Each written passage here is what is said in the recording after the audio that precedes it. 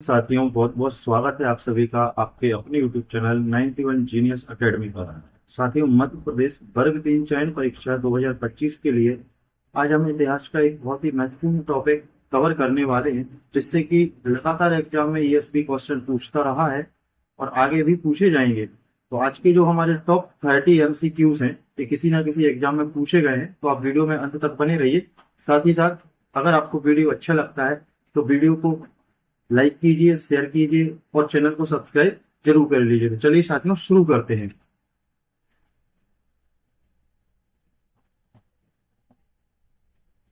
आज की वीडियो का साथियों हमारा सबसे पहला जो प्रश्न है वो है,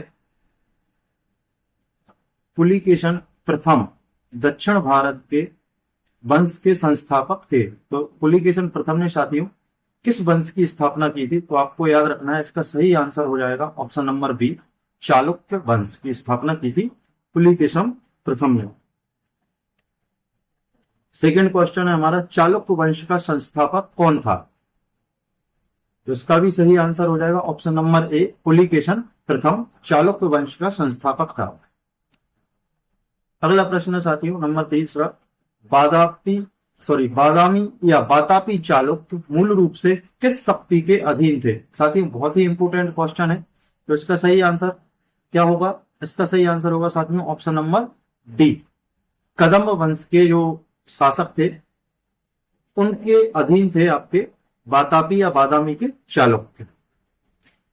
चौथा प्रश्न है साथियों हमारा, चालुक्यों की पहली राजधानी कहां थी?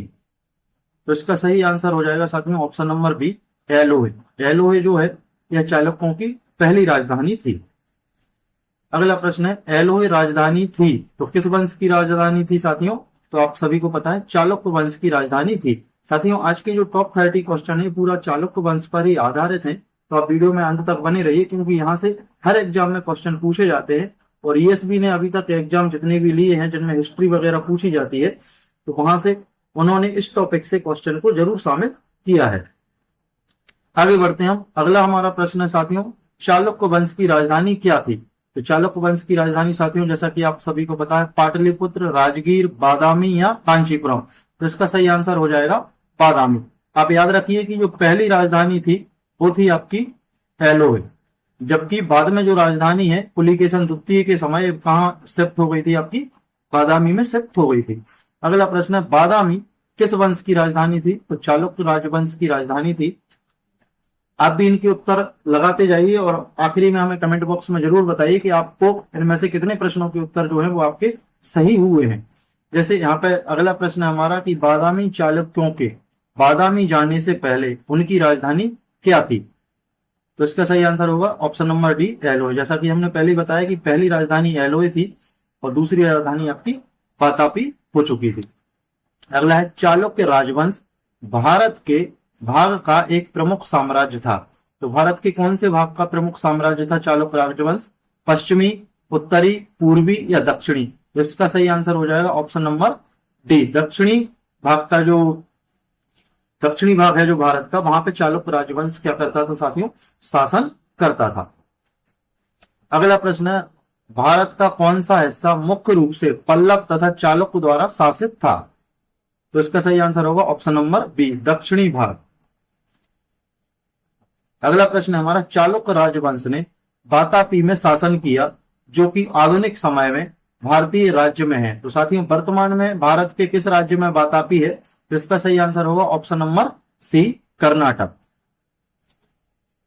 अगला है, पुलिकेशन द्वितीय निम्नलिखित में से किस राजवंश से संबंधित थे? तो इसका सही आंसर होगा पुलिकेशन द्वितीय चालुक्य वंश से संबंधित थे।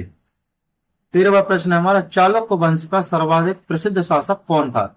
जयसिंह द्वितीय, विक्रमादित्य छठे, सोमेश्वर द्वितीय या पुलिकेशन द्वितीय? तो सबसे जो प्रतापी शासक थे चालुक्य वंश के वो थे पुलिकेशन द्वितीय। तो इसका सही आंसर होगा ऑप्शन नंबर डी।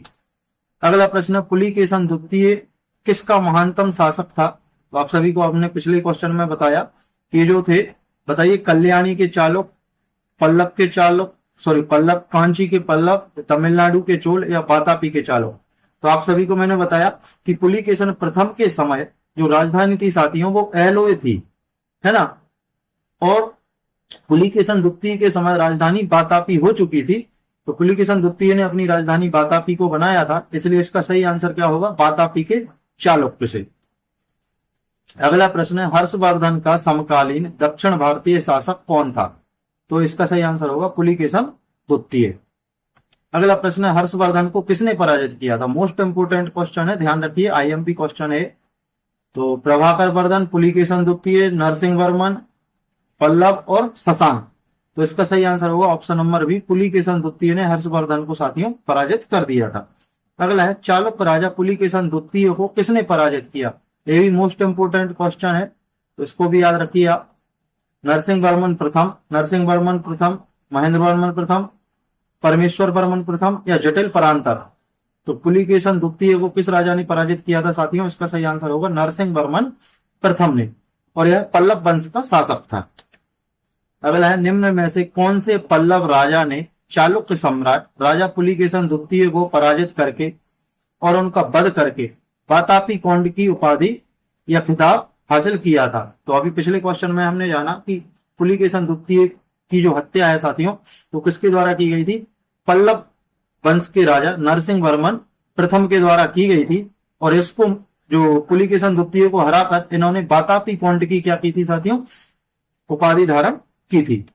अगला है निम्न में से कौन सा शिलालेख चालुक्य सम्राट पुलिकेशन द्वितीय से संबंधित है, तो मास्की, हाथी गुम्फा, एलोय या नासिक, तो इसका सही आंसर होगा एलोय अभिलेख जो है यह पुलिकेशन द्वितीय से संबंधित है, जो कि कर्नाटक में स्थित है। रवि कीर्ति जो एक जैन थे और जिन्होंने एलोय प्रशस्ति की रचना की थी, इन्हें किसका संरक्षण प्राप्त था, तो जो रवि कीर्ति थे साथियों यह पुलिकेशन द्वितीय के दरबारी कवि थे, उनके ही दरबार में थे।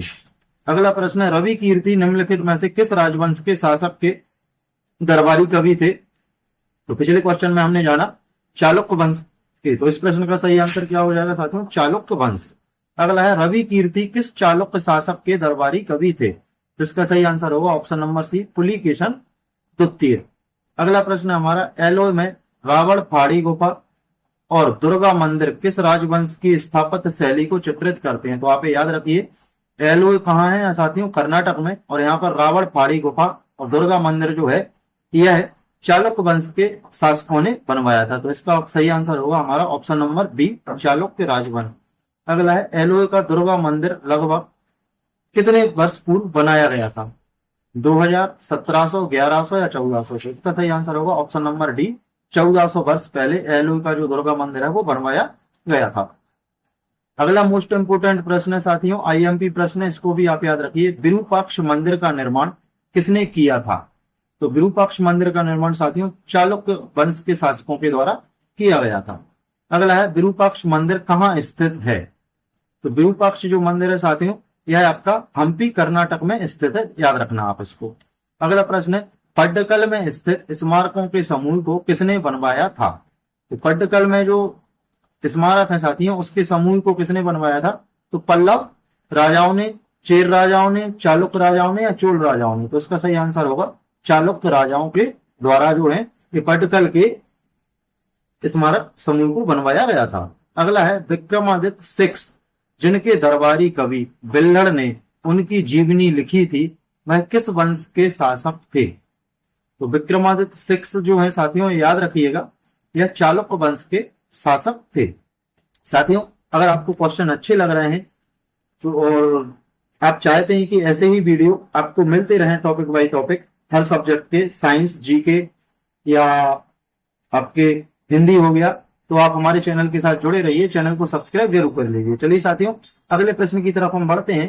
बिल्हड़ ने निम्नलिखित में से किस साम्राज्य के दरबारी कवि थे, तो जो बिल्हड़ थे साथियों यह किस साम्राज्य के कवि थे, आपको याद रखना है। तो जो बिल्हड़ है यह विक्रमादित्य 6 के दरबार में जो थे वो दरबारी कवि थे, आप याद रखेंगे। और विक्रमादित्य 6 जो है यह चालुक्य वंश के ही शासक थे। साथियों बिल्हड़ के द्वारा एक पुस्तक की रचना की गई है, उस पुस्तक का नाम आप हमें कमेंट बॉक्स में जरूर बताइए। अगला है विक्रमांक देव चरित्र के लेखक कौन हैं, तो इस प्रश्न का आंसर आप हमें कमेंट में बताइएगा। अगले प्रश्न की तरफ हम बढ़ते हैं। दिलवाड़ा के चालुक्य मंदिर या जैन मंदिर कहाँ स्थित हैं, तो दिलवाड़ा के जो मंदिर है साथियों, यह चालुक्य शासकों के द्वारा बनवाए गए थे और इनका संबंध जैन धर्म से है। तो जो दिलवाड़ा है वह माउंट आबू के राजस्थान में स्थित है। साथियों राजस्थान के माउंट आबू में दिलवाड़ा के प्रसिद्ध जैन मंदिर स्थित हैं। तो आप इस प्रश्न को याद रखिए। तो साथियों यही थे हमारे आज के वीडियो के टॉप 31 प्रश्न। तो अगर आपको वीडियो अच्छा लगा है तो वीडियो को लाइक शेयर कीजिए, साथ ही साथ चैनल को सब्सक्राइब जरूर कीजिए। मिलते हैं जल्दी एक नए टॉपिक के साथ नए वीडियो में। तब तक के लिए थैंक यू फॉर वॉचिंग। जय हिंद, जय भारत।